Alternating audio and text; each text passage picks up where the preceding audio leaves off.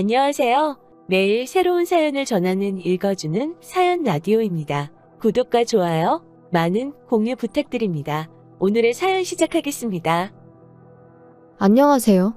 다시 혼자가 되어버린 30대 여성입니다. 그리고 오늘은 어디 가서 말하자니 제 얼굴에 침 뱉기 같아 하지 못했던 제 이야기를 해보려고요. 사실 친정어머니가 살아계셨다면 어머니를 잡고 하소연이라도 했을 텐데, 아니 어쩌면 애시당초 이런 결혼은 하지 않았을지도 모르죠. 물론 제가 그렇다고 친정아버지를 탓하는 것은 아닙니다. 모든 건 결국 제 선택이었으니 감히 누굴 탓하겠어요. 다만 친정어머니가 계셨다면 길이 아닌 곳으로 가는 저를 한 번쯤 잡아주시지 않으셨을까 하는 아쉬움이 있는 게 사실이에요. 남편하고는 대학교 때부터 알고 지내던 사이였습니다. 가까운 사이는 아니었지만 같이 있으면 시덥잖은 농담은 주고받을 정도의 친구로서 말이죠. 하지만 대학을 졸업하고 각자 사회생활을 시작한 이후로는 한동안 서로의 소식조차 모르고 지냈어요. 사는 곳도 멀고 하는 일도 워낙 다르다 보니 만날 일이 없었거든요. 그런데 그런 저희가 다시 만나게 된 건 친구 아버지의 장례식장에서였네요. 좋은 일로 만난 것도 아니다 보니 안부를 묻는 것 외엔 별다른 대화를 나눌 수가 없었어요. 그래서 비록 헤어질 때 연락처를 교환하긴 했지만 다음을 기약한다거나 그럴 수도 없었죠. 그러니 제가 남편과 특별한 사이로 발전하게 될 거라곤 더더욱 생각지 못했는데 남편은 아니었답니다. 이후로 걸핏하면 제 생각이 나더래요. 그리고 그래서였는지 남편은 심심하면 한 번씩 연락을 해오고 만나자 하고 나름대로 적극적으로 다가오더라고요. 그리고 저도 그런 남편이 싫지가 않았지요. 총 2년을 사귀었는데 경제적인 면에서만 따져보자면 받는 연애보단 퍼주는 연애를 했어요. 남편은 성실하고 착한 사람이었지만 능력이 있는 사람은 아니었거든요. 반면에 저는 일단 친정아버지가 임대사업으로 돈도 잘 버셨고 저도 프리랜서로 일찍이 일을 시작해 어느 정도 자리를 잡았던 상황이라 단순하게 생각했어요. 남자 여자 그런 걸 떠나서 돈은 있는 사람이 쓰면 되는 거고 중요한 건 사람 됨됨이라고 말이죠. 그런데 막상 결혼 이야기가 오가는 사이까지 되고 나자 남편이 하루는 울면서 저한테 그러더라고요. 사실 자기가 모아놓은 돈이 많이 없다면서. 솔직히 좀 당황스러웠어요. 능력이 없어서 제가 많이 쓰는 연애를 한 건 사실이지만 그래도 어쨌든 꾸준히 직장 생활도 하고 있었고 그렇다고 술, 담배를 하는 사람도 아니었으니 그 돈이 다 어디로 갔나 싶어서요. 그래서 혹시 주식이나 코인을 했냐고 물으니 그런 것도 아니라면서 울기만 하는데 환장하겠대요. 결국 제가 좀 제대로 이야기를 해보라고 운다고 뭐가 달라지냐며 남편을 거의 다그치다시피 했어요. 그리고 그제서야 한다는 말이 자기 집안이 형편이 많이 안 좋답니다. 자기는 저랑 처음에 연애를 시작할 때만 하더라도 그렇게 차이가 나는 줄 몰랐다면서 사귄 지 반년쯤 지나고서야 이런저런 정황상 자기랑 저랑 처지가 너무 다르다는 걸 알게 되었다나요? 그런데 그때는 자기가 저를 사랑하는 마음이 너무 커져서 차마 사실을 털어놓을 수가 없었다는 거예요. 자기가 시쳇말로 쥐뿔 뭐 하나 가진 것도 없는 사람인 걸 알면 제가 떠날까봐 두려웠다면서. 그리고 그런 이야기를 듣고 있던 제 심정은 뭐라 한마디로 설명할 수가 없네요. 착실한 줄로만 알았던 사람이 모아둔 돈은 없다지. 그리고 그 이유가 전부 다 형편이 어려운 시부모님한테 들여서라니. 한마디로 눈앞이 깜깜했달까요? 하지만 그래도 결국 결혼하기로 했습니다. 시작은 친정아버지의 도움을 받기로 했고 이후로는 둘이서 착실히 모아가기로 약속하면서요. 그런데 집이라던가 식장이라던가 비교적 굵직굵직한 일들이 정해지고 났을 무렵 남편이 저한테 한 가지 부탁을 해왔는데 제가 집을 해온다는 이야기를 시부모님한테 안 했으면 좋겠다대요? 시부모님이 워낙 사고방식이 옛날 분들이라서 저희 쪽에서 집을 해온다 하면 당신들 아들 팔려간다고 난리가 날 거면서 말이죠. 솔직히 좀 탐탁치 않았지만 남편이 몇 번이나 미안하다며 부탁한다 하는 그 주눅든 모습이 안쓰러워 결국 알겠다고 했어요. 그런데 더 황당했던 건 그 와중에 남편이 예단 이야기를 꺼내는 거예요. 그래도 시부모님 못한 벌은 해드리고 신우 가방 하나는 챙겨줘야겠지 않냐, 그 정도는 기대하시는 것 같다 그러면서요. 어이가 없더라고요. 나는 집까지 해가면서 말도 못하고 금반지 하나 해준다는 소리도 못 들었는데 그래서 이런 와중에 이거저거 입맛대로 다 따져야겠으면 결혼 자체를 다시 생각해보자 했습니다. 내가 당신 하나만 보고 하는 결혼인데 벌써부터 이래저래 시부모님 기분까지 다 맞춰드리라고 하니 부담스럽고 불편하다고요. 그러니까 남편이 자기가 생각이 짧았다며 미안하다고 바로 꼬리를 내리대요? 그래서 처음이자 마지막이라고 한 번만 참아주기로 했죠. 지금 생각해보면 그냥 그때 헤어졌어야 하는데. 아무튼 그렇게 저희는 결혼을 했고 친정아버지께서 마련해주신 20평대 아파트에서 신혼살림을 시작했습니다. 남편이 자기는 아파트에 처음 살아본다면서 너무 좋다 소리를 연신해댔고 집들이 때 오신 시부모님도 집 좋다 소리를 연발하시대요. 하지만 말끝마다 우리 아들이 능력이 좋아서 이런 집도 샀다 하시는 건 솔직히 듣는데 좀 짜증이 났어요. 도대체 남편이 이 집을 시부모님한테 어떻게 설명한 건가 싶고 게다가 제가 앞서 말씀드렸다시피 저는 프리랜서였기에 보통 집에서 일을 보는 경우가 잦았습니다. 그래서 방 한 칸을 제 오피스로 만들어 놨었거든요. 그런데 그걸 시부모님이 보시고는 얼마나 못마땅해 하셨는지 몰라요. 남편 잘 만나서 팔자도 좋다며 집에서 탱자탱자 노는 주제에 방까지 떡하니 차지를 했냐고 싫은 소리를 해대셨으니까요. 그래도 어떻게든 이해하고 참아보려 했어요. 옛날 분이시고 이미 제가 하는 일이 뭔지 몇 번이나 말씀도 드렸었지만 애시당초 들을 생각이 없으신 분이셨으니까요. 그리고 사실 그런 어머님의 오해보다 저를 더 힘들게 한 건 언젠가부터 어머님이 연락도 없이 수시로 저희 집을 찾아오기 시작하셨다는 거예요. 물론 당시 시댁 식구들이 살던 집이 문제가 있기는 했어요. 오래된 반지하라서 집안 곳곳에 곰팡이도 많이 피어있고 그래서 신우는 걸핏하면 친구네 집에서 신세를 지기 일쑤였죠. 그리고 저도 그런 사실을 알았을 땐 당연히 마음이 안 좋았어요. 하지만 결혼한 이후에도 남편이 벌어오는 300이 안 되는 그 월급 중 200 가까이가 이미 시댁에 들어가고 있었으니 저까지 뭘 더해드리고 싶지는 않더라고요. 말이 나왔으니 말이지만 결혼할 때만 하더라도 남편은 분명히 시댁에 드리는 돈을 줄여나가겠다고 했는데 한 번도 지켜진 적이 없었습니다. 예상치 못한 시부모님의 병원 방문을 핑계로 신우의 학업을 핑계로 심지어는 물가를 핑계로 말이에요. 그리고 그럼에도 불구하고 저 단 한 번도 남편에게 그 일로 타박한 적 없습니다. 남편 속은 오죽하겠나 싶었으니까요. 아무튼 상황이 그렇다 보니 어머님은 걸핏하면 저희 집에 오시기를 좋아하셨어요. 말씀으로는 저희 집에 오면 해가 잘 들어서 머리도 맑아지고 건강해지는 기분이라나요? 하지만 문제는 도통 집에 가실 생각을 안 하셨다는 거지요. 그리고 여기서도 100번 양보해서 집에 안 가시는 거? 그럴 수 있다 쳐요. 그러면 좀 점잖이 계실 수는 없으셨던 걸까요? 제가 일하고 있다고 해도 온 집안을 들쑤시고 다니시는 분이셨습니다. 냉장고를 열어서 내 아들 뭐 해먹이나 보자 하시질 않나. 제 옷장을 열어서는 내 아들이 뼈 빠지게 벌어온 돈으로 이런 거 사입냐. 그리고는 멋대로 제 화장품과 향수도 슬쩍 가져가시기 일쑤셨고요. 그러니 아무리 남편을 봐서 참아야지 하던 저도 점점 인내심의 한계를 느끼게 되대요. 그러다 결혼한 지 1년 좀 지났을 때였습니다. 어김없이 그날도 어머님이 오셨는데 그날은 신우까지 데리고 오셨더라고요. 그리고 저는 두 사람이 밖에 서 있는 걸 확인했지만 문을 열지 않았어요. 아니 정확히 말하자면 현관 비밀번호도 바꾸고 저도 집에 없는 척을 한 거죠. 반년 넘게 남편에게 시댁 식구들이 멋대로 집에 드나들지 못하게 해달라고 했지만 자기 식구들 사는 걸 보고도 그렇게 매정하게 나올 수 있냐며 오히려 저를 인색한 사람으로 몰아갔기에 그래서 몇 번이나 싸우고 참기를 반복했었습니다. 그러다 그날만큼은 저도 더는 못 해먹겠다 싶어서 나름의 조치를 취했던 거예요. 그리고 그렇게까지 하면 솔직히 어머님이고 누구고 그냥 포기하고 떠날 줄 알았거든요. 그런데 좀 있다 웅성거리는 소리가 나더니 드릴 소리라고 해야 하나? 놀라서 현관을 열었더니 어이가 없게도 열쇠 수리공이 저희 집 현관을 따려고 하고 있던 거죠. 그 사람도 놀라고 저도 놀라고 황당해서 이게 무슨 경우냐니까 어머님과 신우가 적반하장으로 나왔습니다.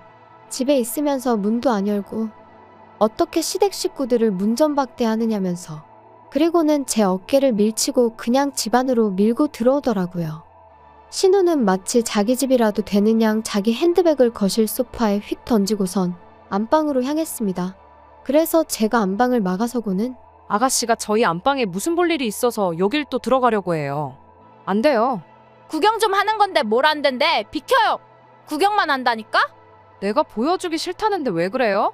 어머 웃긴다. 언니 혹시 안방에 뭐 숨겨놨어요? 남자라도 숨겨놨나? 혹시 그래서 현관도 안 열어준 거 아니야? 말이라고 하면 단 줄 알아요? 모는 애 뭐만 보인다더니. 지금 말 다 했어? 비켜봐 그럼 내가 내 눈으로 보게. 너는 애가 지 오빠 방 좀 본다는데 왜 난리냐? 너 정말 수상하다. 비켜봐. 여기가 왜 오빠 방이에요? 저희 안방이지. 얘가 진짜 왜 이래? 야, 여기 이 집이 내 아들 집인데 네가 뭔데 된다 안 된다 야. 남편 잘 만나서 집구석에서 놀고 먹는 주제에 그러면 시부모한테 고마운 줄을 알아야지.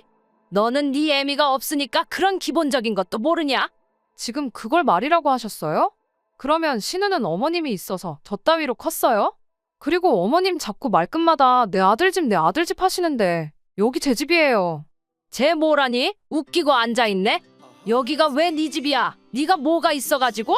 어머님이 그 잘났다고 물고 빨고 하는 아들은 돈 300 벌어서 어머님 아버님 그리고 아가씨한테 다 갖다 바치고 여기선 저한테 빌부터 산다고요. 아시겠어요? 저랑 결혼할 때 돈 1,000만 원 모은 것도 없어서 미안하다고 울고 짜고 그런 건 아세요? 정말이지 아들 등골 빨아먹고 사는 게 누군데? 그리고 그때였습니다. 별 한 간 짝 소리와 함께 눈앞이 깜깜해지더니 이내 제 볼이 뜨거워지는 게 느껴졌어요. 네, 말 그대로 어머님한테 싸대기를 맞은 거죠. 그리고 어머님은 그걸로는 부족하셨는지 저더러 온갖 쌍욕을 퍼부으시면서 애미도 없는 걸 당신 성에도 안 차는 걸 눈 딱 감고 며느리로 받아줬더니 은혜를 원수로 갚는다며 악을 써대시더군요. 그리고 그땐 저라고 눈에 뵈는 게 있었겠어요? 바로 경찰에 전화하고 친정아버지한테 전화했습니다. 그나마 상황 파악을 한 신우가 어머님과 저를 말리면서 그제서야 어떻게든 중재를 해보려 드는 것 같았지만 마음 같아선 그런 신우 머리채도 다 잡아 뜯어놓고 싶었다니까요. 그리고 얼마 지나지 않아 경찰도 오고 친정아버지도 오시고 남편도 오고 제가 폭행으로 어머님을 신고하려 하자 경찰은 경찰대로 난감해하고 아무튼 아버지가 일단은 얘기부터 하자셔서 경찰만 돌려보냈어요. 그리고 저는 더는 이렇게는 못 산다고 남편더러 이혼하자 했습니다. 그리고 그런 제 앞에서 꼼짝도 못하는 남편을 보고서야 어머님도 신우도 제가 한 말이 괜한 소리가 아니라는 걸 깨달은 듯하대요. 하지만 그럼에도 불구하고 어머님은 저한테 미안하단 말은 한마디 안 하시고 그저 억울하다, 내 아들 불쌍하다. 저는 이혼을 원했지만 아버지가 저를 말리셨어요. 저희 남편이 잘못한 게 아니고 사돈이 실수를 한 거니 그냥 그쪽하고만 연을 끊어라, 남편하고는 잘 살아라 하시면서요. 그리고 남편에게는 다시는 이런 일이 없어야 할 거라며 처음이자 마지막으로 경고를 남기시대요. 사실 그간에도 제가 시부모님이나 신우로 속상한 일이 있으면 미주알 고주알까지는 아니어도 그냥 힘들다는 정도는 아버지한테 털어놓곤 했었는데 그때마다 아버지는 그래도 남편한테 싫은 소리는 한 번도 하신 적이 없으셨습니다. 장인이 사위한테 자꾸 싫은 소리 해봤자 저희 결혼 생활에 좋을 것도 없고 나중에 결정적일 때는 당신 말이 별로 효과가 없을 거라면서 말이에요. 그런데 그런 아버지께서 남편더러 조심하란 말씀을 하셨다는 건 정말 벼르고 계시단 뜻이었는데 멍청한 제 남편은 그걸 그렇게 알아듣질 못했던 모양입니다. 남편은 저에게 시부모님과는 왕래하지 않아도 좋다 했고 저는 그 말을 철석같이 믿었습니다. 그래서 남편과 결혼 생활을 이어가기로 했고요. 그런데 그 일이 있고 몇 달 뒤 아버님이 돌아가셨어요. 하루아침에 심장마비로 말이에요. 그리고 황망한 아버님의 죽음 앞에 그때만큼은 어머님에 대한 미움이고 뭐고 그런 개인적인 감정을 떠나 제 할 도리는 해야겠다 싶대요. 게다가 아버님이 돌아가시기 직전 신우는 신우대로 사귀는 남자랑 동거를 하기로 했다며 집을 나간 상황이었거든요. 그래서 어쩔 수 없이 자의반 타의반 어머님과의 왕래가 다시 시작되었습니다. 그런데 왜 사람은 하나를 주면 그 하나에 고마워하지 못하고 두 개를 세 개를 바라는 건지. 얼마나 살가운 만남은 아니었지만 한 달에 한 번 정도 만나 밥 먹고 이따금 통화 정도는 하는 정도였어요. 어머님은 아버님이 돌아가신 이후로 외롭다는 말을 입에 달고 사셨지만 그 외로움은 제가 채워드릴 수 있는 것이 아니었고 막말로 자식이 없으신 분도 아니고 남편 있지 신우 있지 제가 굳이 나서야 할 이유가 없었죠. 그런데 그렇게 지내기를 반년쯤 지났을까? 하루는 친정아버지한테 전화가 걸려왔습니다. 눈앞이 침침하면서 사물이 두 개 세 개로 보인다고 뭔가 이상하다 하시면서 말이에요. 그리고 그렇게 아버지를 모시고 간 병원에서 저는 생각지도 못한 이야기를 듣게 되었습니다. 건강하신 줄로만 알았던 저희 아버지께서 뇌졸중 초기 증상을 보이고 계셨다는 걸요. 그래도 다행히 의사 말로는 워낙 초기라서 약만 잘 챙겨 드셔도 어느 정도 다스려질 거라 했지만 여러 가지로 마음이 심란하더라고요. 그래서 그날 이후로 일주일에 두세 번 친정을 다녀오곤 했어요. 막말로 혼자 지내시다가 쓰러지시기라도 하면 그러다 발견이라도 늦어지면 어쩌나 싶어서. 그런데 이 일로 남편이 저한테 무척이나 서운해할 줄은 생각지도 못했네요. 남편은 제가 어머님은 안중에도 없는 거냐며 섭섭하다 했습니다. 어이가 없어서 그럼 당신이 들여다보라니까. 자기는 회사에 묶인 몸인데 어떻게 그러냐면서요. 그리고는 어머님이 불쌍하다는데. 그래 불쌍하시네 했습니다. 우리 아버지야 자식이라곤 나 하나뿐이지만 어머님은 당신도 있고 신우도 있는데 둘 다 나 몰라라니 참 불쌍하셔. 얄미워서 그러고 쏘아붙였지요. 그리고는 저도 남편에게 한마디 했어요. 장인어른이 아프다는데 당신이야말로 전화 한 통 드려봤냐, 얼굴을 한번 뵈러 가봤냐. 그러니까 자기가 피곤해서 그런 거지 뭐 걱정을 안 하는 게 아니라나요? 말을 하면 할수록 짜증이 나서 그러니까 당신은 어머님한테 잘하고 나는 내 아버지한테 잘하면 되는 거라고 서로 이래라 저래라 간섭하지 말자 했어요. 그랬더니 저더러 정없네. 못됐네. 그래도 그쯤 했으면 저는 솔직히 남편이 알아들었을 줄 알았습니다. 그리고는 적어도 저를 더는 자극하지 않을 줄 알았지요. 그런데 웬걸요, 그날도 아버지를 뵈러 집에 다녀왔는데 현관에 큰 캐리어가 2개 세워져 있고 집안에서 음식 냄새가 진동을 하는 거예요. 그래서 이게 무슨 일인가 하고 보니 어머님이 와 계셨습니다. 그리고는 남편이 선수치듯 어머님이 너무 외로워하셔서 이러다 어머님 어떻게 되시는 거 아닌가 싶어서 자기가 억지로 모시고 왔다나요? 어이가 없어서 남편을 쳐다보고만 있었어요. 그런데 이번엔 어머님이 저더러 근데 너는 남편 밥도 안 차려주고 이 시간에 어디서 오는 거냐며 또 친정이냐? 그러시더니 이제 당신이 여기 있는 동안엔 그렇게 친정 드나들지 말랍니다. 그리고는 정말이지 네 애비도 어지간하다. 겉딸을 시집을 보냈으면 남편한테 잘해라, 시부모한테 잘해라 해야지. 어째서 하루가 멀다 하고 드나들게 만든다니? 아버지가 부르셔서 가는 거 아니고 제가 가고 싶어서 가는 거예요. 너는 내가 혼자 있어서 외롭다 할 때는 코빼기도 안 비추더니 참 대단한 효녀다 효녀야. 그건 저한테 하소연하실 게 아니라 어머님 아들하고 딸한테 하셔야죠. 너는 무슨 말을 그렇게 하냐 예의 없게. 우리가 잘하는 거랑 네가 잘하는 거랑 같아? 내가 잘하는 거보다 당신이나 당신 여동생이 잘하는 게 중요하지 안 그래? 그리고 내가 그럴 마음이 없는데 뭘 자꾸 잘해라 말아요? 진짜 그만 좀 해라. 그거 뺨 한 대 맞은 걸로 언제까지 우리 엄마 죄인 취급할래? 적당히 좀 해. 처음엔 엄마가 너무했다 싶었는데 이젠 우리 엄마가 불쌍할 지경이다. 그러지 말고 엄마한테 사과드려. 그래, 사과드리라는 거지? 그래, 사과드려야겠다. 어머님의 하나뿐인 아들이자 잘난 시댁의 기둥인 남편을 제가 데려오는 게 아니었는데 제가 정말 죄송한 짓을 한 것 같아요. 그래서 이제라도 돌려드리니 제발 좀 데려가세요. 그리고 저는 큰 가방 하나를 꺼내서 남편의 옷가지와 짐을 쓸어 담았습니다. 그리고는 현관 앞에 있던 어머님의 캐리어들과 같이 복도에 내놨지요.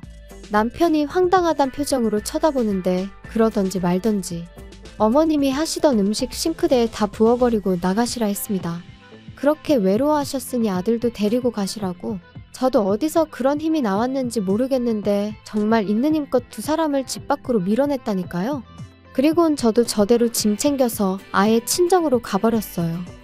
그리고 이튿날부터 남편과 어머님이 번갈아 가며 연락을 해왔는데 아주 자기들끼리 용서를 해준다고 했다가 또 자기들이 뭘 그렇게 잘못했냐고 했다가 이랬다 저랬다 말 바꿔가며 사람을 얼마나 귀찮게 하던지요.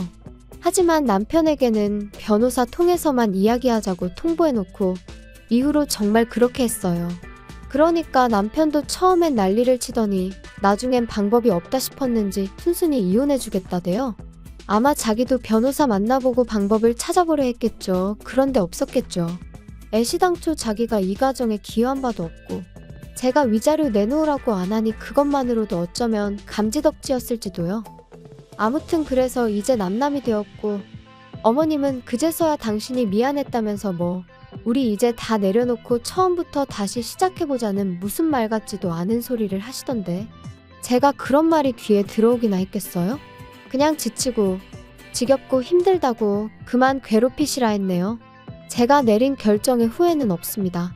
미련하리만치 남편을 품어주고 최선을 다했으니까요. 이제 이 글을 마지막으로 제 인생에서 남편이고 시댁 식구들이고 제 기억 속에서 날려버릴 겁니다. 긴 이야기 들어주셔서 감사합니다. 오늘의 사연은 여기까지입니다. 구독과 좋아요, 알람 설정해주시면 앞으로 더 좋은 사연으로 찾아오겠습니다. 감사합니다. 안녕하세요. 매일 새로운 사연을 전하는 읽어주는 사연 라디오입니다. 구독과 좋아요, 많은 공유 부탁드립니다. 오늘의 사연 시작하겠습니다. 안녕하세요. 짧은 결혼 생활을 뒤로하고 헤어짐을 선택한 30대 여성입니다. 그리고 다 끝난 마당에 무슨 미련이 남아서 이렇게 글을 쓰냐는 사람도 있겠지만, 마지막으로 후련하게 내뱉고 싶어서 그러니 이해해 주셨으면 좋겠네요. 일단 저는 소위 사람들이 말하는 엘리트 코스를 밟아왔어요. 중학교 때부터 전교 1등을 놓친 적이 없었고, 선생님들의 적극적인 지지와 권유에 힘입어 특목고에 진학했지요. 하지만 제가 고등학교 2학년이 되던 무렵 부모님이 하시던 사업이 점점 어려워졌고, 결국 2학년 말에는 쫓겨나듯 살던 집을 떠나야만 했네요.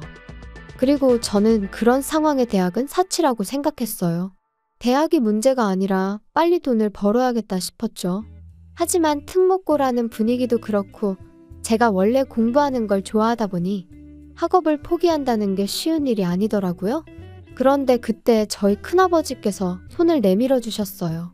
큰아버지께서 일단은 대학 문턱은 넘고 그 후에 고민을 해도 하라며 제게 용기를 주셨거든요. 게다가 결국 제가 S대에 합격한 걸 아시고는 첫 학기 학비를 내주셨지요. 지금 생각해보면 큰어머니한테도 감사한 마음이에요. 두 분도 저희 아버지한테 빌려주신 돈도 있으셨으니 솔직히 내키는 일이 아니셨을 텐데 말이죠.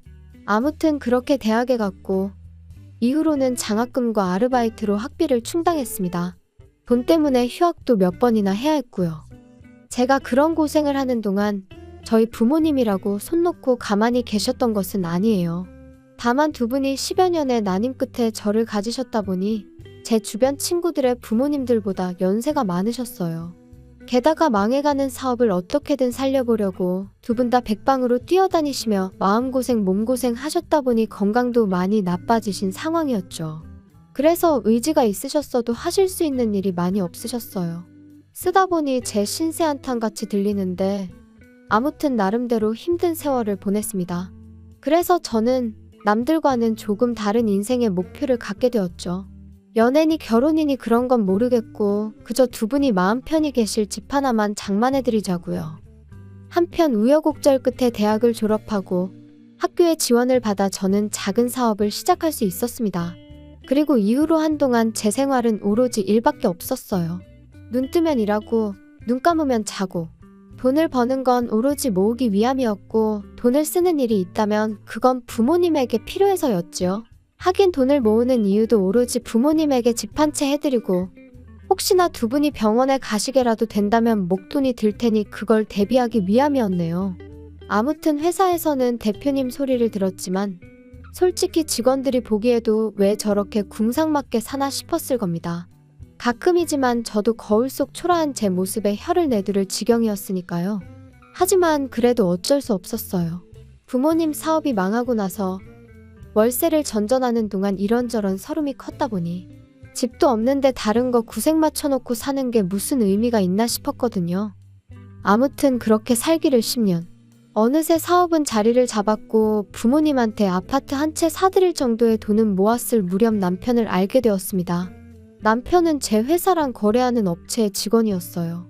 헤어진 마당에 어떻게 만났는지 그걸 곱씹어 뭘 하겠냐마는, 거래했던 건이 결과가 잘 나와서 다 같이 회식을 한번 하게 됐는데 남편이 말하길 그때 저한테 반했다고 하더라고요. 대표라는 그런 타이틀하고는 상관없이 조용하고 소탈한 모습이 마음에 들었다나요?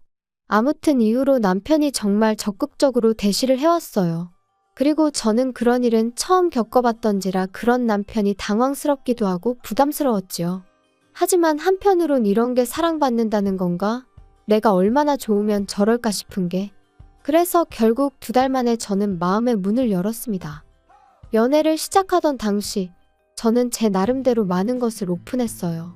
제 학벌이라던가 가정환경이라던가. 참고로 연애 초반부터 나름 민감할 수도 있는 이야기들을 오픈한 이유는 비록 저희가 결혼을 전제로 연애를 시작한 것은 아니었지만 남편이나 저나 나이가 있다 보니 잘 지내다 보면 결혼 이야기가 나올 수도 있겠다 싶대요. 그런데 그때 가서 실은 나는 우리 부모님한테 집도 사드리고 앞으로 생활비도 대드리고 해야 한다 하면 솔직히 어떤 남자가 좋다 하겠어요. 제가 비록 연애에는 쑥맥이었지만 그래도 세상 돌아가는 걸 아예 모르지는 않았거든요. 그래서 처음부터 미리 말한 거예요. 그런데 남편의 반응은 의외로 덤덤했습니다. 제가 버는 돈인데 그걸로 뭘 어떻게 하든 자기는 뭐라 할 자격도 권리도 없다면서 말이죠. 그리고 그런 남편의 반응이 조금은 충격적이면서도 한편으론 뭐랄까 고맙더라고요. 그런데 여기까지만 들으시면 제가 되게 좋은 남자를 만났다 생각하실 수도 있는데 꼭 그런 것만은 아니었어요. 사실 남편과 저는 소위 사람들이 따지는 조건에 있어서는 차이가 제법 있었거든요. 남편은 고졸이었고 직장은 계약직이었으니까요. 그리고 만약 누군가 저에게 처음부터 이 조건을 다 알았어도 만났겠냐 하면 제 대답은 잘 모르겠다예요. 속물처럼 들리겠지만 연애니 결혼이니 관심은 없었어도 사람이 원래 자기보다 잘난 사람하고 만나고 싶지 못난 사람하고 만나고 싶지는 않잖아요? 저도 그랬고요. 그래서 남편이 프로포즈를 해왔을 때 솔직히 한 번에 바로 긍정적인 답을 주진 못했습니다. 그런데 남편이 그러더라고요. 결혼하고 난 이후로도 지금처럼 친정에 생활비를 대드려도 좋고 집도 사드려도 좋고 제가 번 돈으로 뭘 어떻게 하든 자기는 간섭하지 않겠다고요. 그리고 나중에 혹시나 저희 부모님 건강이 더 나빠지시면 가까이 이사를 가도 좋다며. 그리고 그런 이야기까지 듣고 나니 비록 다른 조건들이 제 성에 차지는 않았지만 저한테만큼은 충분히 좋은 남자다 싶대요. 그래서 결국 부부의 영까지 맺기로 한 거지요. 그런데 막상 결혼식을 올리고 나니까 다른 사람도 아니고 시부모님 특히나 어머님이 그렇게 제가 친정에 하는 걸로 눈치를 주시더군요. 하루는 저에게 따로 할 말이 있다며 연락도 없이 저희 회사로 찾아오셔서는 바쁘니? 얘기 좀 할까 해서 왔다. 어머님 하실 말씀이 있으시면 미리 연락을 주시지 그러셨어요. 직원들 보는 눈도 있는데. 아니 내가 뭐 못 올 때라도 왔다니? 그리고 네가 대표라면서 직원들이 무슨 상관이야? 그런 건 아닌데 아무튼 무슨 일 때문에 오셨어요? 엊그제 진호랑 얘기를 하다 보니까 너 뭐 친정부모님한테 매달 생활비를 드린다며? 난 처음에 내가 뭘 잘못 들었는 줄 알고 깜짝 놀랐다. 그게 진짜니? 네, 맞아요. 드리고 있어요. 아니 그런 게 어딨냐? 니네 부모님은 뭐 연금 같은 것도 안 나오니? 그런 거랑 별개로 제가 챙겨드려야 해서요. 황당하다 정말이지. 아니 너는 결혼한 여자야. 결혼한 여자. 무슨 말인지 알아듣니? 결혼한 여자라는 건 결혼을 했으면 네 가정에 충실해야지. 그거 언제까지 친정을 보고 살 거냐 이 소리야. 알아들어? 결혼 전에 진호 씨랑 다 이야기가 되었던 부분인데 어머님이 갑자기 이렇게 나오시니 좀 당황스럽네요. 저희 부모님은 제 도움이 필요하시고 저는 끝까지 책임질 거예요. 아니 공부도 잘했다면서 말귀를 못 알아듣니? 듣자 하니 한 달에 150만 원씩 드리고 있다며. 노인네 둘이 사는데 무슨 돈을 그렇게 많이 주냐? 진호 씨 돈은 한 푼도 안 들어가고 있으니까 걱정 안 하셔도 돼요. 아시는지 모르겠는데 저희 돈 관리 따로 하고 있거든요. 결혼을 했는데 왜 돈 관리를 따로 하니? 같이 해야지. 요즘 애들은 정말 이상하다니까. 진호 씨 벌이로 대출까지 상환하면 자기 쓸 돈이 없다고 하더라고요. 그래서 돈을 따로 관리하는 대신 대출도 저 혼자 갚는데. 아이고 내가 그런 것까진 모르겠고 아무튼 친정에 작작해라. 그리고 너 내 입장도 생각해봤니? 지 친정에는 150씩 주면서 우리한테는 50이라니. 내가 말 안 하려고 했는데 듣고 나서 화딱지가 나더라. 시부모는 부모도 아니냐? 그런 건 진호 씨하고 얘기해보시는 게 좋으실 것 같아요. 그리고 저도 말 안 하려고 했는데 그 50은 진호 씨 돈이 아니고 제가 드리는 건데. 아이고 그 돈으로 유세 부릴 생각이면 꿈 깨라. 그리고 이후로도 어머님은 계속해서 한마디로 친정에 작작 퍼주라며 저를 나무라셨는데 도무지 납득할 수가 없었습니다. 왜 이제 와서 저희 결혼 생활에 자꾸 관심을 가지시는 건지 부담스러울 뿐이었죠. 솔직히 결혼할 때 제 친정 상황이 그렇다 보니 시부모님한테도 도움을 받을 생각이 없었어요. 괜히 나중에 말 나올까 걱정이었거든요. 그리고 다행이라고 해야 할지 시부모님도 처음부터 도와주실 생각이 없으셨더라고요. 두 분이 말씀하시길 너희는 너희 알아서 살라고 당신들은 당신들이 알아서 살겠다고. 뭐 서운하게 들으려면 얼마든지 서운한 말이지만 또 좋게 생각하면 적어도 저희한테 기대지는 않겠다는 말씀이셨으니 저는 좋은 쪽으로 받아들였습니다. 그런데 이제 와서 친정에 뭘 해주는지 왜 당신들한테는 안 해주는지 그런 걸 따지시니 답답하고 황당할 수밖에 없었지요.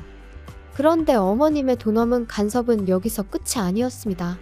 그날의 불편한 대화 이후로 저도 사람인지라 한동안 도통시댁에 뭘 하고 싶은 마음이 안 들더라고요. 그래서 남편이 시부모님 모시고 밥이라도 먹을까 하면 당신만 다녀오라 했고 제 나름대로 자리를 피했던 게 사실이에요. 그도 그럴 것이 만나면 또 친정부모님 이야기가 나올 것 같았고 거기다 대고 제가 왜 해명 아닌 해명을 해야 하는지 상황을 가정하는 것만으로도 너무 스트레스였어요. 그리고 그렇게 한 3달 정도 지났을 무렵 저는 저대로 제 나름의 수건 사업이던 친정부모님의 아파트를 장만했습니다. 구축이었고 대출도 끼어 있었지만 어차피 제 명의로 된 제 재산이었기에 여러 가지로 걱정보단 기쁨이 컸어요. 그런데 남편은 말하기로는 자기는 그저 제가 너무 멋지고 자랑스러워서 그랬다곤 하지만 아무튼 남편이 이 이야기를 시부모님한테 한 거죠. 그리고 이 이야기를 듣고 시부모님 특히나 어머님께선 어떻게 이럴 수가 있냐면서 크게 노여워하셨던 모양입니다. 남편이 저를 보자마자 자기가 미안하게 됐다며 사과부터 할 정도였으니까요. 상황을 알게 된 저는 당황스럽기도 하고 한편으론 어머님의 그 노여움이 언제 폭탄처럼 터질지 알 수가 없었으니 말 그대로 안절부절이었어요. 또 이러다 저번처럼 회사로 찾아오시면 어쩌나 그 걱정도 되었고요. 그리고 아니나 다를까 어머님은 또다시 연락도 없이 막무가내로 저희 회사로 찾아오셨습니다. 하지만 다행히 창립기념일이라 저만 사무실에 나와 있었거든요. 그래서 시쳇말로 개망신은 피할 수 있었죠. 아무튼 그렇게 찾아오신 어머님께선 저더러 제정신이냐 하시며 소리를 지르기 시작하셨습니다. 내가 분명히 지난번에 알아듣게끔 잘 이야기를 했다고 생각했는데 너 어떻게 그럴 수가 있냐? 니네 부모한테 뭐 아파트를 사줘? 네, 맞아요. 사드렸어요. 그런데 저 솔직히 어머님이 왜 이렇게 화를 내시는 건지 모르겠어요. 이것도 다 결혼 전에 진호 씨랑 얘기가. 시끄러워. 걔가 뭘 안다고 자꾸 걔 핑계를 대니 너는. 설령 내 아들이 물러터져서 그러라고 했다 치자. 그래도 너 내가 분명히 말했지. 너는 결혼한 여자라고 친정에 자꾸 퍼나르지 말라고 내가 말했어 안 했어? 그런데도 집을 사줬다는 건 한마디로 시애미 말을 개무시했다는 거지. 어머님 정말 왜 이렇게 화를 내시는 거예요? 제가 돈 벌어서 제 부모님한테 효도한 건데 그게 그렇게 문제인가요? 제가 그렇다고 진호 씨 돈을 가져다 쓴 것도 아닌데. 결혼했으면 네 거 내 거가 어딨어? 네 돈이 걔 돈이고 걔 돈이 네 돈이지. 그리고 그렇게 큰 돈을 쓸 때는 집안 어른인 우리하고 상의도 했어야지. 아니, 저희 부모님 집 사드리는 걸 왜 제가 어머님 아버님하고 상의를 해야 하나요? 그러면 너는 앞으로도 집안 대소사를 나랑 상의를 안 하겠다는 거니? 다 네 마음대로 하겠다는 거야? 그래? 어머님 그런 뜻이 아니잖아요. 너 네 부모 사줬다는 아파트 명의는 그럼 누구 명의로 했냐? 제 명의로 했죠. 제가 샀으니까. 그럼 뭐야? 내 아들하고 사는 집도 네 명에, 네 부모 사준 집도 네 명의? 죄다 네 거야? 우리 아들 거는 하나도 없고? 아니, 진호 씨가 대출을 못 갚는다는데 같이도 못 갚겠다는데 진호 씨 명의로 어떻게 해줘요? 너 정말 웃기는 애구나. 너 그럴 거면 내 아들하고 결혼은 왜 했니? 그렇게 너 혼자 다 독식할 거면 결혼은 왜 했어?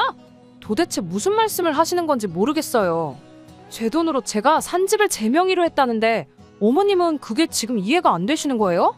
나는 네가 너무 이기적이라고 생각해. 지하고 지 부모밖에 모르고 아주 못됐어.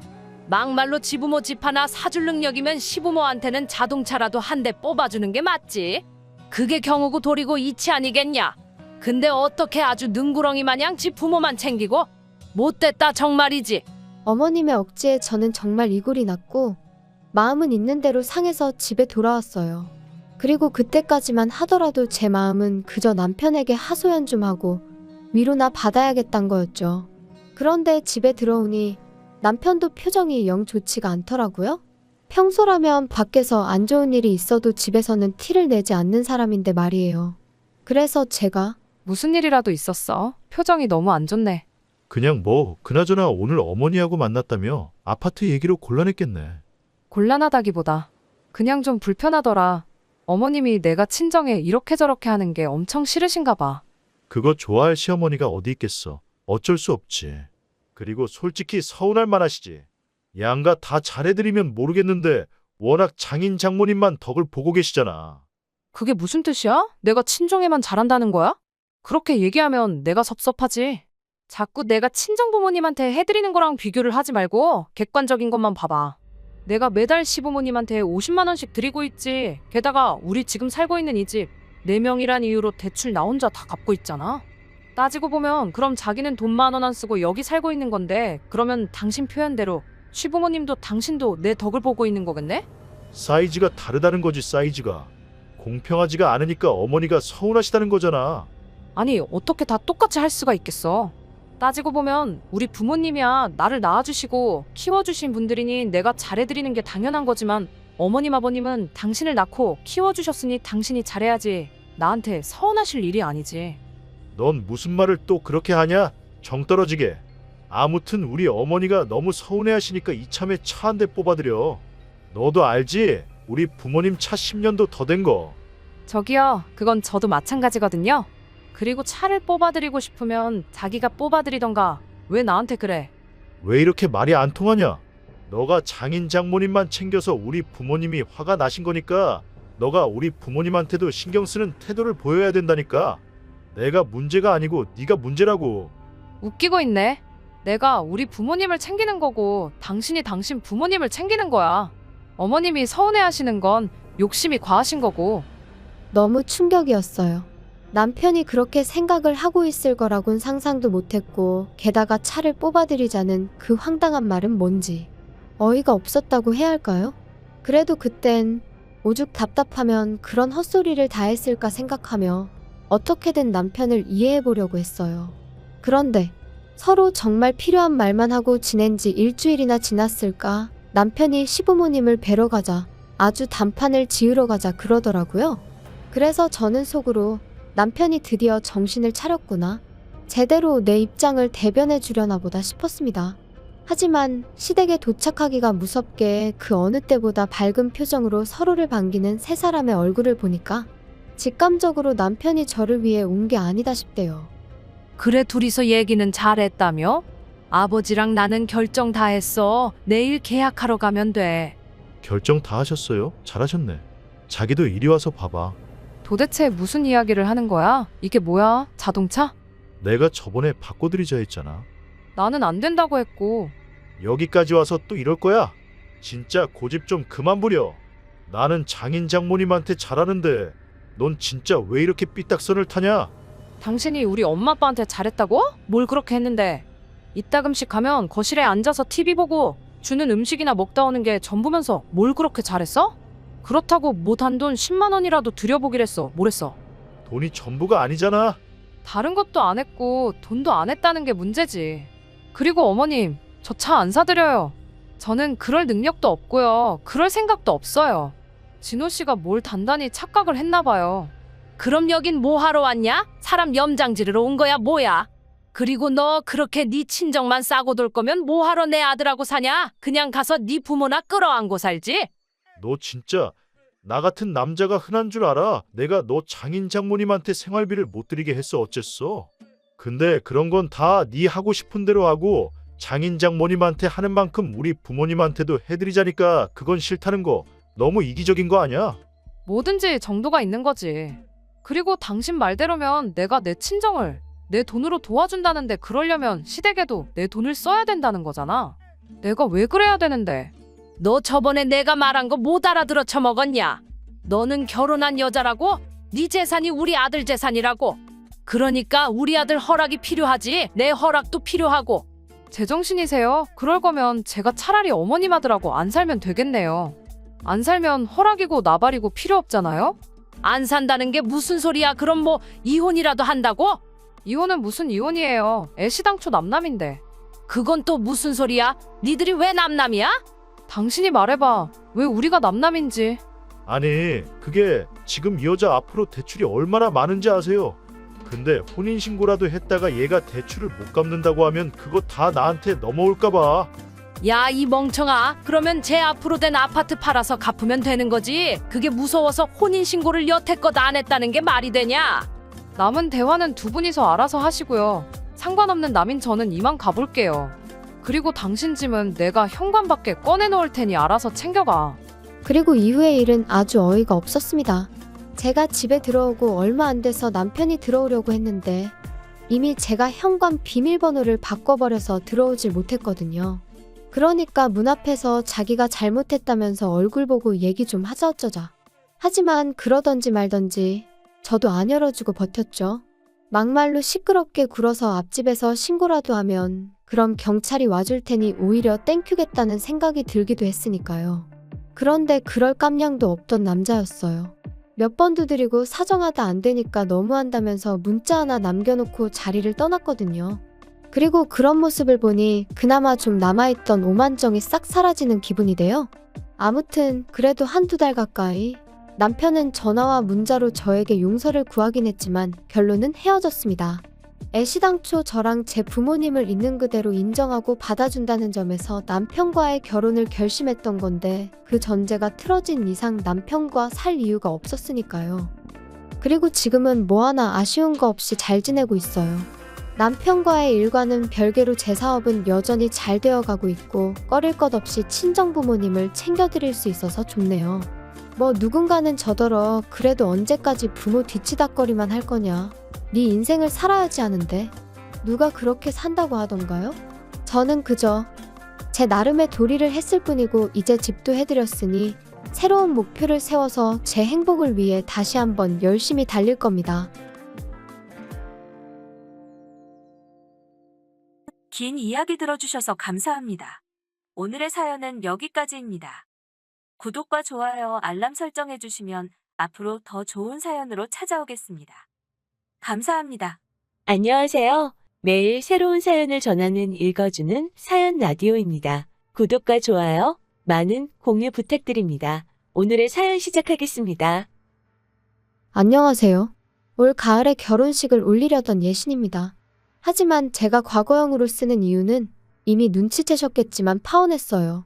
파혼이라는 거 들어보기나 했었지 제 이야기가 될 줄은 꿈에도 생각지 못했는데 아무튼 사람 일이라는 게 참 마음처럼 되는 게 아니네요. 일단은 얘랑이라고 부르기는 싫고 그렇다고 이름을 부를 수는 없으니 편의상 남자친구라고 칭하겠습니다. 남자친구하고는 지금은 이직한 직장 상사의 소개로 만났어요. 사실 상사가 주선하는 소개팅이 좋아서 나가는 직원이 몇이나 될까요? 저도 마찬가지였습니다. 회식 자리에서 제가 무슨 말을 한 것도 아닌데 뜬금없이 저더러 제가 참 외로워 보인다며 자기 사촌동생이랑 닮아서 마음이 쓰인다나 어쩐다나. 솔직히 곱게 술이나 마시고 들어가시지 왜 나한테 저러시나. 쓸데없는 상사의 오지랖이 부담스럽고 짜증이 났던 게 사실이에요. 하지만 술자리에서 해대는 헛소리니 술 깨면 본인이 뭔 말을 했는지 기억도 못할 거다 싶었고 그래서 그냥 별말 않고 지나가려 했거든요. 그런데 이튿날 지난밤에 술은 분명히 다 깼을 텐데도 굳이 지나가는 저를 붙잡고는 자기가 소개팅을 해주겠다나요? 그리고는 제가 제대로 거절을 하기도 전에 사양 말고 만나보라 하는데 매일같이 마주쳐야 하는 상황이었으니 그렇게까지 말하는 상사의 면전에 대고 불편해서 싫습니다 하기가 쉬운 일은 아니었지요. 그리고 또 한편으론 내가 그 정도로 어디가 안 돼 보였나 싶은 게 그래서 그래 좋은 게 좋은 거다 생각하고 한번 만나나 보자 뭐 그렇게 나가게 된 자리였습니다. 남자친구는 얼굴이 동글동글하고 피부가 하얀 고생이라곤 하나도 안 해본 듯한 소위 새님 같은 얼굴을 하고 있었어요. 반면에 저는 일단 저부터가 운동도 좋아하고 소위 여름엔 바다로 겨울엔 산으로 떠나는 사람이었다 보니 본능적으로 이 남자랑 나랑은 안 맞겠구나 그런 느낌이 딱 오더라고요. 그런데 남자친구는 그런 제 마음을 전혀 눈치채지 못했던 건지 계속해서 자기 얘기만 해나가기 바빴습니다. 한마디로 자기 PR이 따로 없었죠. 대학교 졸업하고 중소기업을 잠깐 다니다가 회사 사정으로 하루아침에 백수가 되었고 이후로 이런 일은 두 번 다시 겪고 싶지 않아서 3년의 공부 끝에 9급 공무원이 되었다나요?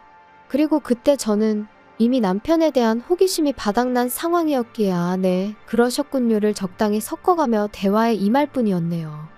하지만 그런 남편과 제가 의외의 곳에서 공통점을 발견했는데 그건 바로 둘 다 놀이공원을 좋아한다는 점이었어요.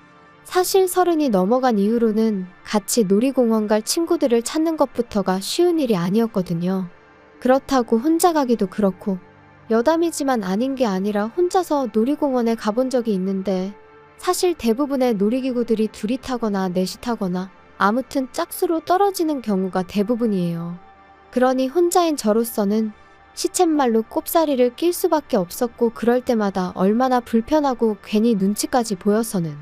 그래서 그 이후로는 놀이공원은 저에겐 말 그대로 그림의 떡이나 마찬가지였습니다. 그런데 남자친구가 그럼 앞으로 자기랑 가자고 하더라고요. 자기도 너무 가고 싶었는데 그동안 같이 갈 사람이 마땅치 않아서 못 가고 있었다면서 말이죠. 그렇게 한 가지 공통점을 발견하고 나니 그때부턴 대화가 비교적 무르르듯 이어져 가기 시작했습니다. 그리고 헤어질 땐 너무나 자연스럽게 다음 약속을 정하고 있는 저희의 모습을 볼 수 있었죠. 이후로 저희는 2년이란 시간을 사귀었고 사귀는 동안은 정말 웃음이 끊일 일이 없었어요. 평일엔 각자의 일로 바쁘다 보니 주말 중 하루를 온전히 같이 보내는 식으로 데이트를 했는데 사실 연애하면 만나서 하는 일들이 뻔하잖아요.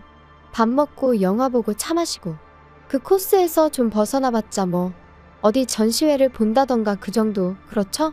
그런데 저랑 남자친구는 정말 전국 방방곳곳으로 크고 작은 놀이공원들을 찾아다녔어요. 남들과는 다른 특별한 연애를 하고 있다는 사실에서 오는 그 만족감이 정말 컸었답니다.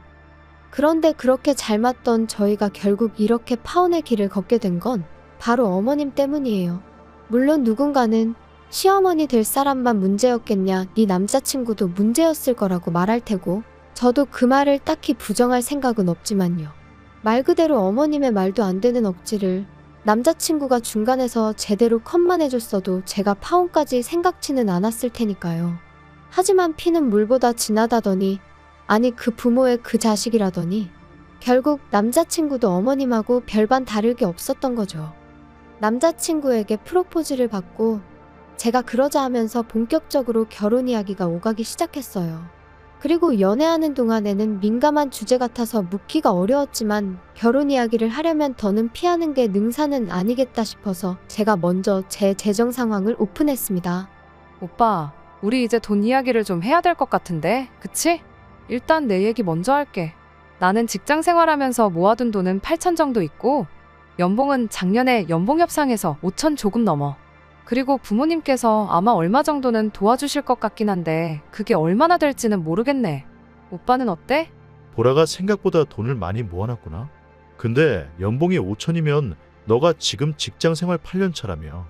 네 업계 내에서 좀 적은 거 아닌가? 작년에 연봉 협상할 때 잘 좀 하지 그랬어? 글쎄, 난 내가 적게 받는다고 생각해 본 적은 없는데. 하긴 돈이야 많으면 많을수록 좋은 거니까. 근데 오빠, 딴소리 하지 말고 오빠 얘기 좀 해봐. 어때? 오빤 좀 모아놓은 거 있어? 하지만 결정적인 타이밍에 남자친구는 전화가 걸려왔다는 둥, 화장실 좀 다녀오겠다는 둥 말 같지도 않은 핑계를 대기 일쑤였고 그렇게 어물쩍 얼렁뚱땅 무려 2주라는 시간이 흘러갔어요. 그래서 더는 안 되겠다 싶어서 제가 한 번은 좀 짜증을 냈습니다. 결혼을 하자고 한 건 오빠인데 왜 이렇게 딴소리만 하느냐고. 좀 진지할 수 없겠냐고요. 그리고 그제서야 남자친구가 씁쓸한 얼굴로 꺼내는 말이 너도 알다시피 내가 공무원 된 지 몇 년 안 됐잖아. 그리고 공무원 하기 전에는 공부한답시고 어머니 돈을 가져다 썼었고. 그래서 내가 공무원 되고 나서는 어머니한테 돈을 좀 챙겨드렸어. 그러다 보니까 돈을 많이 못 모은 게 사실이고 미안해. 너 볼낯이 없어서 내가 말을 못했어. 그런 사정이 있었으면 처음부터 솔직하게 말하지 그랬어.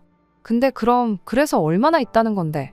난 오빠가 결혼하자고 해서 어느 정도 준비가 되어 있는 줄 알았거든. 나 2천만 원 있어. 그리고 지금 사는 집 보증금 1,000만 원 있고. 어머니가 얼마나 보태주실 수 있으실지는 모르겠다. 전에 지나가는 말로 도와주실 거라고 하시긴 하셨는데 제대로 얘기는 안 해봤거든. 그럼 일단 어머님하고 얘기를 좀 해봐. 나도 우리 부모님하고 얘기를 해볼 테니까. 그리고 며칠 뒤 남자친구와 카페에서 만났는데 남자친구 표정이 썩 좋지가 않았어요. 그리고 직감적으로 결혼에 있어서 어머님하고 뭔가 얘기가 잘 안 풀렸구나 싶었죠.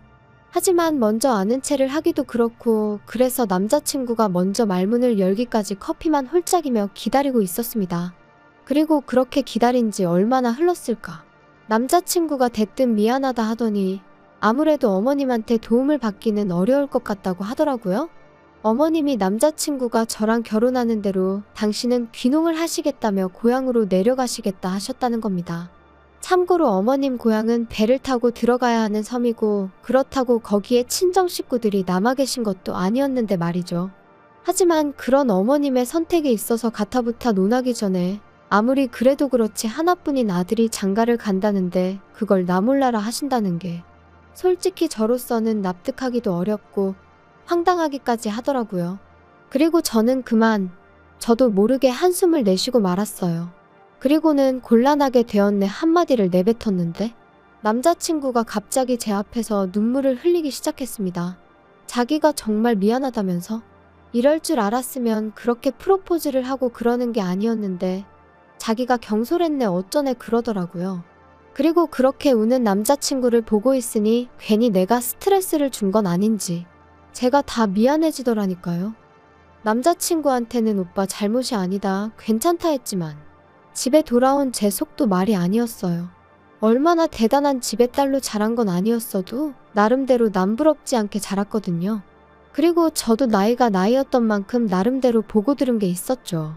아무리 세상이 달라져서 남자가 집을 해오는 일은 흔치 않다 했지만 그래도 다들 나름대로 받을 건 받고 가던데 허심탄회하게 털어놓자면 정말 여러 가지로 마음이 복잡했어요. 제 자신이 속물인가 싶으면서도 한편으론 나도 사람이고 여잔데 바랄 수도 있는 거지 합리화도 해봤다가 하지만 어떤 식으로 생각해도 스스로 답을 내릴 수가 없었기에 결국 저는 친정부모님께 모든 상황을 있는 그대로 이실직고하였습니다. 남자친구는 홀어머니이신데 결혼을 하게 되더라도 아무런 지원도 받을 수 없는 상황인 것 같다고 말이에요. 그리고 아니나 다를까 저희 부모님은 눈앞이 깜깜하다 하시며 조심스레 이쯤에서 헤어지는 게 어떻겠냐. 남의 집 기둥은 뽑아오는 게 아니다 그러시대요? 솔직히 부모님 말씀이 어디 하나 틀리지 않았다는 건 저도 잘 알고 있었어요. 저를 걱정하고 생각해서 해주시는 말씀인 것도 알고 있었고요. 하지만 한편으로는 그래도 저희 부모님은 다른 사람들과는 달랐으면 했었나 봅니다. 괜찮다고 우리가 다 책임져 줄 테니 걱정 마라 뭐 그런 걸 기대했던 건지도 모르겠네요. 그리고 그 마음이 너무한다는 볼멘 소리로 튀어나갔던 거죠. 돈이 전부냐? 사람의 내면을 봐주셔야 하는 거 아니냐? 아직 오빠를 한번 제대로 만나보신 적도 없지 않으시냐? 지금 생각해보면 뭐 한다고 그렇게 부모님 가슴에 상처를 냈는지. 그리고 결국 자식 이기는 부모 없다고 저희 부모님께서는 그럼 일단 오빠를 한번 만나보겠다 하셨어요. 제 말대로 사람 됨됨이를 직접 보고 판단하시겠다고요. 그래서 바로 그 주 주말 자리가 만들어졌습니다. 남자친구는 저와 처음 만나던 날보다 몇 배는 더 긴장이 된다며 청심환까지 챙겨 먹고 저희 집에 왔어요. 나름대로 저희 어머니한테 드릴 꽃바구니에 아버지께 드릴 홍삼 세트도 사서 말이에요. 그리고 그런 남자친구의 모습에 저는 나름대로 좀 안도를 했지요. 웃는 얼굴에 침 못 뱉는다고 저렇게까지 해왔는데 좋게 봐주시겠지 그런 기대가 있었달까요? 그리고 아니나 다를까 친정어머니는 안 보고 싶다 불편하다 하셨지만 막상 점심상은 말 그대로 상다리가 부러질 만큼 한상 가득 차려주셨고 남자친구는 이 정도의 환대는 기대도 안 했었다며 입이 귀에 걸렸더라고요. 아무튼 전반적으로 식사가 끝날 때까진 분위기가 화기애애하니 무척이나 좋았습니다. 그런데 이제 후식을 먹으면서 본격적인 대화가 오가기 시작했고 저희 아버지께선 돌려 말하지 않겠다 하시더니 그래서 정확히 결혼을 어떻게 할 거냐 물으셨어요. 프로포즈를 할 때는 나름대로 계획이 있었을 거 아니냐 하시면서 한번 들어보자고요. 그리고 남자친구가 한 대답은 저조차 감싸주기 어려울 만큼 황당하기 짝이 없었습니다. 일단 결혼을 하고 오피스텔을 구해서 살려고 했습니다. 요즘 오피스텔은 풀옵션이라서 따로 가전제품 같은 건 안 사도 되니까 필요한 가구들만 간단히 사서 살다가 적당한 집을 구하면 그때 제대로 시작하려고 했습니다. 그게 단가? 그게 자네가 생각하는 앞으로의 계획이었나? 나머지는 차차 보라랑 상의해가며 정하려고 했습니다. 답답하네 그려 답답해. 그러면 어머님은 자네의 이런 생각을 아시나? 알고 계십니다. 뭐라고 안 하시던가? 별 말씀 없으셨습니다. 어머니는 어머니대로 요즘 귀농 문제로 많이 바쁘셔서요. 이후로 몇 마디의 대화가 더 오고 갔지만 이미 분위기는 가라앉을 대로 가라앉은 상황이었고 남자친구도 뭔가 잘못되었다고 느꼈는지 일단은 돌아가 보겠다며 자리에서 일어나더라고요. 그리고 저희 부모님 두 분 다 말이라도 더 있다가지 그러냐 그런 말조차 안 하셨어요. 그렇게 남자친구를 배웅하고 돌아오자 부모님께서 이 결혼은 안 되겠다 하셨습니다. 아무리 사람이 좋아도 너도 보지 않았냐며 저렇게 생각도 없고 계획도 두리뭉실한 사람한테 저를 어떻게 보내냐고 절대로 안 된다 그러시더라고요. 그리고 저도 그런 부모님한테 더는 대들 수도 없었어요. 제가 보기에도 한심하기 짝이 없었으니 말이지요. 그런데 이틀 뒤 남자친구에게서 생각지도 못한 소식을 듣게 되었습니다. 자기가 저희 집에 다녀간 이후로 어머님과 이야기를 나눴는데 어머님이 저희 신혼집 문제를 해결해 주시겠다 하셨다는 거예요. 너무 놀라서 저도 모르게 정말이냐고 소리를 질렀다니까요. 남자친구가 말하길 어머님께서는 어차피 섬으로 내려가실 거고 집이란 건 사람이 살지 않으면 금세 망가지기 마련이니 리모델링만 해서 살라고 하셨답니다. 그 리모델링 비용이 대략 4천이 넘었기에 솔직히 좀 당황스럽긴 했지만 아무튼 그때는 그래도 그런 걱정보다는 당장 저희 부모님을 다시 한번 설득해 볼 수 있겠다는 생각뿐이었어요. 그래서 퇴근하자마자 불이 나게 집으로 향했지요. 그리고 제 예상대로 친정 부모님께선 제 이야기를 들으시곤 잘됐다며 무척 기뻐하셨어요. 하지만 한편으론 갑자기 남자친구 어머님이 태도를 달리하신 데는 분명 이유가 있을 거라며 그 이유가 뭔지 남자친구에게 제대로 물어보라고 하셨습니다. 저는 부모님의 걱정이 좀 과한 거 아닌가 싶었지만 돌다리도 두들겨보고 건너라는 옛말처럼 확실히 해둬서 나쁠 건 없다 싶었기에 알겠다고 했고요. 그런데 며칠 뒤 남자친구 어머님을 처음 뵙는 자리에서 저는 생각지도 못한 사실을 알게 되었습니다. 그래, 부모님께서 결혼하는 거 허락하셨다고? 네, 어머님 덕분에 허락받았어요. 정말 감사합니다. 그래, 이 집이 내가 안 고치고 살아서 좀 낡아서 그렇지 싹 고쳐놓으면 웬만한 아파트 못지 않을 거다. 여기가 내가 알아보니까 보통 전세로 들어오려면 2억 5천은 줘야 된다더라고. 그러니까요. 정말 감사해요. 뭐 말로는 가을쯤 식을 올렸으면 한다면서? 그럼 내가 너희 식 올리는 거에 맞춰서 내려가야겠네. 그러니까 아들 차질 없이 돈을 준비해줘야 한다. 그건 나중에 얘기해요, 어머니. 잠깐만, 무슨 돈? 돈 이야기면 이제 나도 알아야 하지 않을까? 어머님, 그게 무슨 소리예요? 니들 둘 다 반응이 왜 이러니? 참나, 전세금 줘야 할 거 아냐. 전세금이라니 그게 무슨 말씀이신지. 어머님 내려가서 사신다는 그 섬, 거기에 전세 구하시는 거예요? 오빠가 도와드리기로 했어? 아니 쟤는 왜 아까부터 뚱딴지 같은 소리를 한다니? 이 집 너희가 들어와서 살 거잖아. 그러면 나한테 전세금을 줘야 할 거 아니냐? 네, 정말요? 저는 어머님이 그냥 저희 들어와서 살라고 하신 줄 알았어요. 오빠가 그렇게 말했잖아. 어머님이 우리 들어와서 살라고 하셨다고. 아니 그러니까 그게 맞긴 맞잖아. 들어와서 살라고 하셨으니까. 전세니 뭐니 그런 이야기는 없었잖아. 우리가 드릴 돈이 어딨어. 왜 없어? 우리 둘이 모아둔 돈하고 너희 부모님이 좀 도와주신다며. 그게 어머님한테 전세금으로 드리라는 뜻은 아니지. 그리고 어머님 그러면 저희 이 집 살다가 이사 나간다고 하면 전세금 돌려주시는 거죠? 어머님 말씀대로 전세니까. 그거야 뭐 상황 봐서 줄 수 있으면 주겠지. 그게 무슨 말씀이세요? 확실하게 말씀해 주셔야죠. 야, 너도 생각을 해봐라.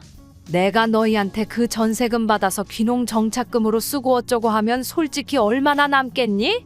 그래도 뭐 너희 나갈 때 새로운 세입자만 구해진다고 하면 뭐 그 사람한테 받아서 주면 되기야 하겠다만 아무튼 그런 건 나중 일이니 지금 왈가왈부할 필요는 없잖니? 그리고 전세금은 내가 그래도 니들은 내 자식이니까 딱 2억만 받는 거야. 아, 예단은 안 해와도 되니까 리모델링은 제대로 싹 해라. 알겠지? 생각지도 못한 황당한 어머님의 요구에 저는 말 그대로 할 말을 잃었습니다. 그리고 이후로는 솔직히 무슨 이야기가 오갔는지 정확히 생각나지도 않아요. 어머님 댁에서 나올 때까지 남자친구는 제 눈길을 피하기에만 급급했고 그런 남자친구의 모습이 실망스러울 뿐이었지요. 집으로 돌아와서도 저는 남자친구에게 아무런 연락도 하지 않았어요. 어땠냐는 친정 부모님의 질문에도 나중에라고만 답했을 뿐 말 그대로 참담한 심정이었거든요. 남자친구가 나를 속이려 했다는 그 배신감도 너무 컸고요. 그리고 그렇게 3일이란 시간이 흐르고 나서야 남자친구에게서 전화가 걸려왔습니다. 당연히 미안하단 말부터 할 줄 알았는데 대뜸 저더러 그날 그렇게 가고 어떻게 연락 한 번이 없을 수 있냐며 오히려 화를 내면서 말이죠. 어이가 없어서 오빠 같으면 어떻게 행동했을 것 같냐 따졌어요. 꼭 마치 집이라도 해오는 것 마냥 설레발을 쳐서는 나는 물론이고 친정 부모님까지 오해하게 만들고는 어떻게 수습할 생각이었냐고요. 그러자 남자친구가 한다는 말이 어머님한테 2억을 드리는 게 그렇게 억울하냐입니다. 어머님이 2억을 못 주겠다 하시면 우리가 빌라에서 안 나가면 그만 아니냐고. 단순하게 생각하면 솔직히 아무 문제될 게 없는데 제가 욕심을 내니까 그게 문제인 거라면서 말이에요. 그리고는 덧붙인다는 말이 나중에 어머님 돌아가시고 나면 빌라는 어차피 우리 거 되는 건데 전세니 뭐니 그런 의미 없는 단어에 연연하지 말라나요? 어이가 없어서 하나만 물어보자 했습니다. 오빠 말이 다 맞다 치고 결혼했다 치자고. 그랬는데 어머님이 섬생활 몇 년 하시다가 지겨워서 못 살겠다 하고 올라오시기라도 하면 그래서 당신이 이 집에서 살아야겠다고 우리 나가라고 하시면 어쩔 거냐고요. 2억도 안 주시고 집은 집대로 내놓으라고 하시면 오빠가 어머님하고 시시비비를 가릴 수 있겠냐고 말이죠. 그랬더니 남자친구가 한다는 말이 저더러 넌 왜 이렇게 융통성이 없냐며 그럴 땐 같이 살면 되지 꼭 한쪽이 비켜줘야 하냐는 거예요. 그리고 그 말을 듣는 순간 어쩌면 저희 부모님이 진작에 보셨을 그래서 저를 말리셨을지도 모르는 바로 그 광경이 제 눈앞에 펼쳐지는 기분이었습니다. 저희 부모님 돈을 말 그대로 처바른 속만 번지르르 한 좁디 좁은 빌라에서 어머님과 남편에게 시달리는 제 모습을 말이죠. 그리고 눈앞에 그 광경이 펼쳐지기가 무섭게 저는 뒤통수를 망치로 세게 맞은 듯 했습니다. 제가 제 스스로 불구덩이로 들어가려 했다는 걸 깨달았으니까요. 그날 밤 저는 남자친구에게 이별을 고했어요. 다른 건 하나도 안 보고 오빠 한 사람만 보려고 했는데 오빠는 나 말고 어머님도 봐야 하고 아니 어머님부터 챙겨야 할 것 같다고. 그리고 나는 그런 꼴을 이해해가며 살 만큼 마음이 넓은 사람이 아니니 헤어지자고요. 솔직히 말해서 넌 결혼 준비가 안 된 자식이니까 결혼 준비부터 제대로 해놓고 여자를 찾아라. 아주 단도직입적으로 쏘아붙이고 싶은 마음도 없던 건 아니었어요. 하지만 제 나름대로 성숙한 이별을 해보려고 했습니다. 그래야 적어도 남자친구와 만나온 2년 좀 넘는 시간이 허무하게 끝나지 않을 것 같았거든요. 하지만 남자친구는 끝까지 그런 제 작은 바람 하나 제대로 들어주지 못했습니다. 저더러 이제 보니 돈밖에 모르는 X였다면서 저 같은 속물은 처음 봤다고. 아직 결혼도 안 했는데 벌써부터 자기 어머니라도 모시게 될까봐 벌벌 떠는 모습을 보니 자기가 더 정이 떨어진다나 어쩐다나요? 그 정도 눈치는 있으니 어디 가서 밥은 안 굶겠네. 저도 나중엔 너무 열받아서 저렇게 답장하고 차단해버렸네요. 여기까지가 어디 가서 말하기도 민망한 제 파혼 이야기예요. 그리고 처음엔 솔직히 다른 사람 탓도 많이 했어요. 소개해준 상사를 탓한 건 물론이고 남자친구와 함께 갈만한 놀이공원을 추천해준 익명의 사람들까지 말이에요. 그런데 요즘 곰곰이 생각해보니까 결국 제가 사람 보는 눈이 없던 게 문제였다 싶대요. 그래서 앞으로는 당분간은 그럴 생각이 없긴 하지만 그래도 만약에 누군가랑 인연이 닿게 된다면 전보단 곱절로 배에 배로 주의하려고 합니다. 그리고 또 이런 말은 어떻게 들릴지 조심스럽지만 왜 어른들이 결혼할 때는 좋아하는 마음 하나만 보는 게 아니라고 하는 건지 이번 기회를 통해서 정말 절절히 배웠거든요. 어른들 말씀에는 정말이지 늘 지혜와 경험이 녹아있는 것 같아요. 아무튼 저에게 만약 또 한 번의 기회가 허락된다면 여러모로 저랑 비슷한 사람을 만날 수 있길 바랄 뿐입니다. 긴 이야기 들어주셔서 감사합니다. 오늘의 사연은 여기까지입니다. 구독과 좋아요, 알람 설정해주시면 앞으로 더 좋은 사연으로 찾아오겠습니다. 감사합니다.